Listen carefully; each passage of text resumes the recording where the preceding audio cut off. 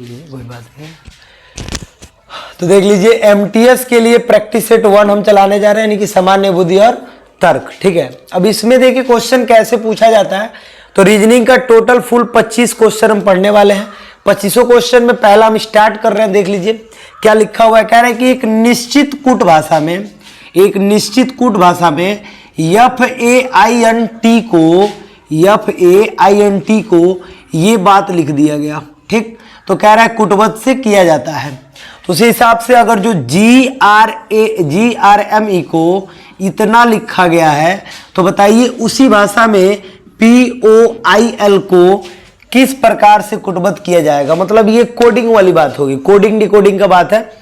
अब coding decoding में क्या करना होता है, कह रहा है इसको ये लिखा गया है, इसको ये लिखा गया है, तो बताइए इसको क्या लिखा जाएगा। अब खूब आराम से आपको करना क्या है, सबसे पहले तो आपको ABCD याद होना चाहिए, पूरा numbering ABCD EF GHIJ KLMNOPQ RSTUVWXYZ। ठीक है, अब इसका देख लीजिए, ये आपको पूरा नंबर याद होना चाहिए। 1 2 3 4 5 6 7 8 9 10 11 12 13 14 15 16 17 18 19 20 21 22 23 24 25 26। सबसे पहले तो ये आप याद कर लीजिए, बिल्कुल याद करना पड़ेगा। और इसका एक ट्रिक होता है इजोती करके। क्या होता है? इजोती, EJOTY। ई से हो जाता है 5। अब 5 के अंडर में आपको याद करना बिल्कुल आसान हो जाता है। और J से होता है 10, ठीक है, O से होता है 15 और T से होता है 20, ठीक है, और Y का हो जाएगा 25। तो ये 5-5 में जब हम बांट देंगे तो E के नीचे ABCD यानी 1 2 3 4 हो गया। तो 5 तक आपको याद हो जाएगा। फिर E से लेकर के J तक का याद कर लीजिए, J का 10 होता है, ये तो कंप्लीट हो गया। तो 5 10 15 20 25 ये तो याद हो जाएगा। तो लास्ट 26 का Z होता है, तो इसको हमको याद करना पड़ेगा। ये याद कर लीजिए। अब चलिए इस कोड को थोड़ा हम समझते हैं। इसको आप याद कर लीजिएगा, इसको मैं मिटा दे रहा हूं। कोड को समझना है, कोड महत्वपूर्ण है, कोड को समझना बहुत जरूरी है। चलिए कोड को समझते हैं थोड़ा। कोडिंग डिकोडिंग कैसे बनाया जाता है ये समझ में आ रहा है आप सबको। चलिए अब कोडिंग डिकोडिंग वाला हम बात देखते हैं। ठीक है, ये समझ में आ रहा है तो याद भी होना चाहिए। चलिए अब देख लेते हैं कोड में क्या बताया जा रहा है। तो देखिएगा, पहला बोला जा रहा है कि FA, देखिए FAINT को किस कोड से दर्शाया गया है? 20 यानी कि 14916 इससे दर्शाया गया है। अब ध्यान दीजिएगा, इसको मैंने इसके नीचे लिख दिया और मैं सोच रहा हूं कैसे दर्शाया गया। ठीक है, तो थोड़ा सा एक काम करते, देखिएगा A का क्या होता है बताइए, A का क्या होता है बताइए, 1 होता है। A का क्या होता है? 1। मैं इस कोड के नीचे इसको दर्शा दिया। ठीक है, अब देखिए F का क्या होता है बताइए, 6 होता है। ठीक है, अब देखिए I का क्या होता है बताइए, 9 होता है। ठीक है, अब देख लीजिए T का क्या होता है बताइए, तो 20 होता है। ठीक है, अब देख लीजिए कितना आसान है। यहाँ पे ये रुकिए, सॉरी 1 मिनट, सही से लिखते हैं। FAIN और T लिखा है। ठीक है, पर नंबर को लिख रहा हूँ 20 14 और 9 1 और 6 ऐसे लिखा हुआ है। ठीक है, अब इसको हम कैसे दर्शाते देख लीजिए। यहाँ पे सबसे पहले T को हम दर्शा देते हैं किससे? 20 से। ठीक है, F को दर्शा देते हैं किससे? 6 से। और I को दर्शा देते हैं किससे? 9 से। और A को दर्शा देते किससे? 1 से। और N को किससे दर्शा देते? 14 से।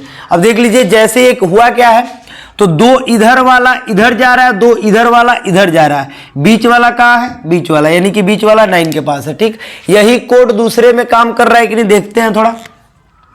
GRM और क्या लिखा है? E लिखा है। इसके नंबर को लिख के दर्शाइए। नंबर क्या लिखा हुआ देखिए, 5 1 3 और क्या लिखा है 1 3 1 8 और क्या लिखा है 7। ठीक है, इसको देखते हैं काम कर रहा है कि नहीं कर रहा है, देखते हैं। देखिए R मतलब क्या होता है? 18 काम कर रहा है। G मतलब क्या होता है? 7, 2 इधर का इधर गया। अब देखिए M का हो जाएगा 13 और E का क्या हो जाएगा?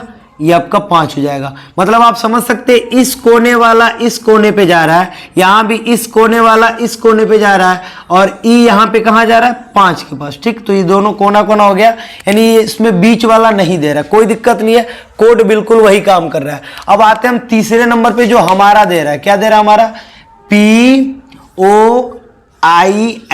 अब बताइए POIL का क्या होगा, तो P का क्या होता है, देखिए सबसे पहले हम क्या करेंगे, L का क्या होता है बताइए, तो L का 12 होता है, तो L के लिए 12 लिखा गया। अब बताइए O के लिए क्या होता है 9 होता है, I के लिए क्या होता है 9 होता है, तो 9 लिखा गया, यानी कि इन दोनों का इधर आ गया, अब इन दोनों का इधर जाएगा, तो इसका कहाँ जाएगा लास्ट में जाएगा, और इसका कहाँ आएगा बीच में, तो इसके लिए होता है 15, और P के लिए क्या हो जाएगा बताइए, ये P है ना, P के लिए क्या हो जाएगा 16 हो जाएगा। अब मिलाइए, ये वाला ऑप्शन कहाँ दिख रहा है आपको, बताइए कौन सा ऑप्शन है, 12, यानी 12 कौन सा है, 12, 9, 15, 16, ये वाला ऑप्शन हो जा रहा है, और ये ऑप्शन हमारा बिल्कुल क्या हो जाएगा सही हो जाएगा। तो आपको समझना है कोड में कि कैसे हमको लेना है, यानी इसमें जो कोड काम कर रहा है वही कोड इसमें काम कर रहा है, वही कोड इसमें काम कराना है, वो हमारा क्या हो जाएगा आंसर हो जाएगा। ठीक है, तो इसको नोट कर लीजिए, आप नोट कीजिए।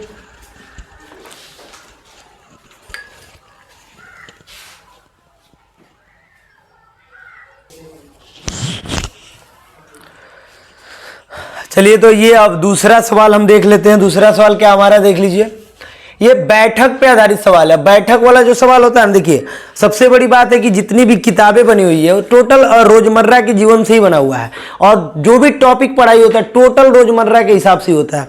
अब यहाँ पे हम देख सकते हैं, यहाँ पे क्वेश्चन दे रहा है कि 5 व्यक्ति P, Q, R, S और T एक सीधी पंक्ति में उत्तर की ओर मुंह करके बैठे हुए हैं। अब आपने देखा होगा ब्रेंच पे लोग बैठते हैं, चाहे सीधी पंक्ति मतलब एक रो में लोग बैठे हुए उत्तर की ओर, किधर मुंह करके बैठे हैं, उत्तर की ओर मुंह करके बैठे हुए हैं। अब जो बैठक वाला जो पढ़ाई होता है वो कई प्रकार से पढ़ा जाता है, यानी कि लोग रेखीय और सीधा रेखा में भी बैठ सकते हैं, लोग गोलाकार भी बैठ सकते हैं, लोग वर्गाकार भी बैठ सकते हैं, आयताकार भी बैठ सकते हैं। तो बैठने के बहुत सारे यहाँ पे तरीके होते हैं और सभी पे सवाल पूछे जाते हैं। तो ये जो हमारा रेखीय पे पूछा जा रहा है, फिलहाल कह रहा है कि एक सीधी पंक्ति में, सीधी पंक्ति लिख दिया मतलब कि रेखीय में जो है बैठा हुआ है, कोई 5 व्यक्ति लोग हैं और उत्तर की ओर मुंह करके क्या बैठे हुए हैं। और देखिएगा क्या दे रहा है, मुंह करके बैठे हुए हैं दे रहा है। इसमें ना जो होता है, इसमें जो बैठक का सवाल होता है वो टोटल बात जो है किस पे डिपेंड करता है, ध्यान रखिएगा। तो टोटल इस पे जो देगा, जो इसमें संदेश देगा उसी के हिसाब से हम फॉलो यहाँ पे करेंगे। मान लीजिए एक ये मैंने पंक्ति बना दिया और यहाँ मैं 5 व्यक्तियों को बैठा रहा हूँ। अब मुझे कंफर्म नहीं कौन कहाँ बैठा है, लेकिन फिर भी मैंने 5 व्यक्तियों को यहाँ बैठा दिया। पहला व्यक्ति हो गया, ठीक है, और ये दूसरा, और ये कौन सा हो गया तीसरा, और ये हो गया चौथा, और ये हो गया हमारा 5वां। ठीक है, अब कौन कहां बैठा है ये हमको क्लियर नहीं है, ये उत्तर की ओर मुंह करके बैठे। सबसे बड़ी बात क्या होती है इसमें कि जैसे मैं यहां पर खड़ा हूं तो मेरा ये बायां साइड है और ये दायां साइड है, तो वैसे ही इसका देखिए जो ये बायां ही होगा और ये क्या होगा दायां होगा, यानी कि जो हमारा अपना होता है बायां दायां वही इसके भी बायां दायां होंगे। लेकिन अगर जो इसके सामने भी कोई आदमी बैठ जाएगा ना, मान लीजिए इधर से कोई व्यक्ति बैठ गया दक्षिण की तरफ मुंह करके, ये लोग उत्तर की तरफ मुंह करके बैठे हैं और इधर से लोग बैठ गए दक्षिण की तरफ मुंह करके। जैसे गांव में जब खाना खिलाया जाता है तो ऐसे लोग बैठ जाते हैं उत्तर की ओर, फिर उधर से लोग। तो जब अगर जो इधर से भी लोग बैठ जाएंगे ना तो अंतर ये होगा कि इनका बायां इनका दायां होगा, इनका दायां इनका बायां होगा, ये उल्टा हो जाता है जब अगर जो दो लोग एक दूसरे को मुख करके बैठते हैं तब। लेकिन अगर जो ये सिंगल रो में लोग बैठे हुए, 5 लोग यहां बैठे हुए, अब देखिए कैसे बनाएंगे हम सवाल को। कह रहा है कि एक व्यक्ति PQRST एक सीधी रेखा में उत्तर की ओर मुंह करके बैठे हुए हैं। अब हम इस लाइन को पढ़ेंगे, जो सूचना देगा उस सूचना को यहां पे व्यक्त करने वाले हैं। अब सबसे बड़ी बात क्या कह रहा है हमसे, देखिएगा कह रहा है जो Q है ना वो S के बाएं ओर बैठा है। Q S के बाएं, अब ये मैं Q कहां दर्शाऊं ये मुझे समझ में नहीं आ रहा, तो अभी मैं थोड़ा सा आगे बढ़ जाता हूं। Q S के बाएं और निकटतम स्थान पर बैठा है, इस बात को मैं थोड़ा सा भी रोक रहा हूं, मैं आगे बढ़ता हूं जहां से हमको एक्यूरेट बात मिले। R और T के मध्य केवल 3 व्यक्ति है, यानी मिल गया हमको। देखिए R यहां पे होगा और टी कहाँ पे होगा, यहाँ पे होगा। इन दोनों के मध्य कितने व्यक्ति हैं, 3 व्यक्ति हैं। इतनों से बात समझ में आ गया कि एक छोर पे आर है और एक छोर पे क्या है, टी है। ये तो बात समझ में आ गया। 2 लड़कों को मैंने बैठा दिया, अब बच्चे कितने, 3 बचे हैं। अब देखिए जो 3 बचे उसमें क्या दे रहा है, आगे लाइन दे रहा है, कह रहा है जो पी है ना वो टी के, देखिए जो पी है वो टी के बाएं निकटतम स्थान पर, निकटतम मतलब एकदम उसके जस्ट करीब में बैठा है, ठीक है। तो देखिए जो पी है ना, जो पी है वो टी के बायां, तो बताइए टी के बायां कौन होगा, इधर बायां होगा। तो यहां पे कौन बैठा है बताइए, पी बैठा है, ठीक है। तो टी के निकटतम स्थान पे पी बैठा हुआ है। अब देखिए मैंने 3 लड़कों को दर्शा दिया, अब उसके आगे का निकटतम स्थान बताइए पंक्ति में मध्य स्थान पे कौन बैठा है। ये बात मैं बताऊंगा, जो मैं बात छोड़ के आया तो उसको मैं लिख रहा हूं, सुनिए क्या दे रहा है, क्यू एस के बाएं बैठा हुआ है। देखिए क्यू कहां बैठा हुआ है, क्यू एस के बाएं। अब मान लीजिए थोड़ी देर के लिए मैं Q को यहां कर देता हूं, तभी तो यस के तुरंत बायां कौन होगा, Q होगा। अब दर्शा दिया मैंने पांचों को, देख लीजिए आप पांचों को मैंने दर्शा दिया। अब बताइए बीच में कौन बैठा है, तो दूगो है ने, दूगो है ने, बीच में कौन है, यस है। तो यस पे हमारा क्या हो जाएगा, ट्रिक हो जाएगा और हम आसानी से बैठक वाला समझ सकते हैं। तो बैठक का जो सवाल होता है उसमें सूचना पे ज्यादा आपको दिमाग, पूरा दिमाग कहां लगाना है, सूचना पे। कैसा कह रहा है, क्या बात कह रहा है, उसके लिए मैं समझा दिया हूं कि रेखीय में जो होता है बायां, अपना जो बायां होता है वही बायां होता है, अपना जो दायां होता है वही दायां होता है। लेकिन अगर जो कोई मुख करके आपके विपरीत बैठ जाए तो आपका बायां उसका दायां होगा, उसका दायां आपका बायां होगा। ये बात होगी और कोई बात नहीं है। तो ये सवाल आपको समझ में आ रही है, चलिए नोट कर लीजिए इसको भी, आगे बढ़ते हैं।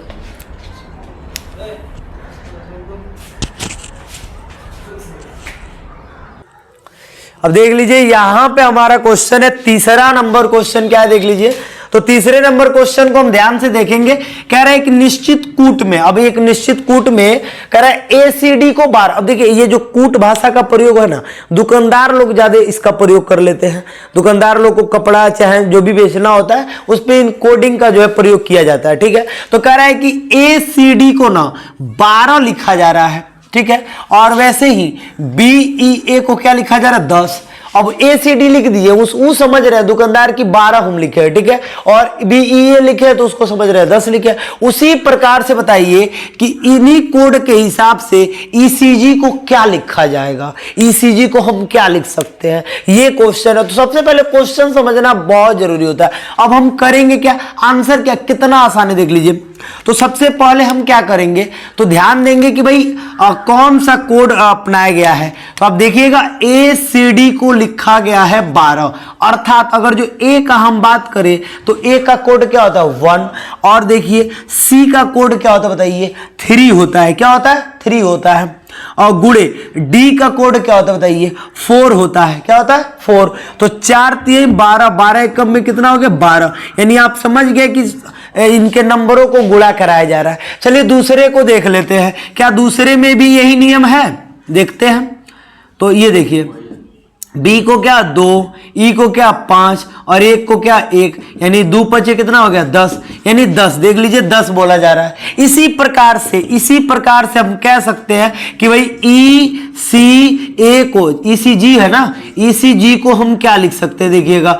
तो ई का क्या होता है 5 और सी का क्या होता है 3 और जी का क्या होता है 7। तो देखिए 5 से 15, 15 सते 105। अब देखिए ऑप्शन में कहा 105 है, तो ऑप्शन में 105 दिख गया और आप इसको ट्रिक कर लेंगे और बहुत ही आसान आप समझ सकते हैं, बिल्कुल ही आसान क्वेश्चन है। तो हमको कोडिंग में करना क्या होता है, जो कोड इन दोनों में काम कर रहा है वही कोड इसमें काम कर रहा है कि नहीं कर रहा है, इस बात को देखना होता है। ये हो गया फाइनल। कोई दिक्कत है किसी को तो नोट कर लीजिए इसको। चलिए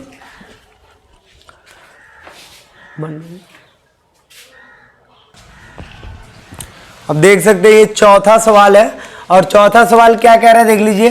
तो रीजनिंग का चौथा सवाल है, कह रहा है दी गई 2 संख्याओं को परस्पर बदलने पर निम्नलिखित में से कौन सा समीकरण सही हो जाएगा। अब मतलब आपको यहाँ पे जो भी समीकरण दे रखा है, 2 समीकरण दे रखा है, कह रहा है किन्हीं 2 नंबरों को बदलिए, और जो 2 नंबर को बदलेंगे ना वही 2 नंबर दोनों बदलना पड़ेगा। अब सबसे बड़ी बात क्या है कि 2 नंबर कौन कौन सा दोनों में मिल रहा है, देखिएगा तो 19 और 44, 19 और 44 ये दोनों नंबर दोनों मिल रहा है ना।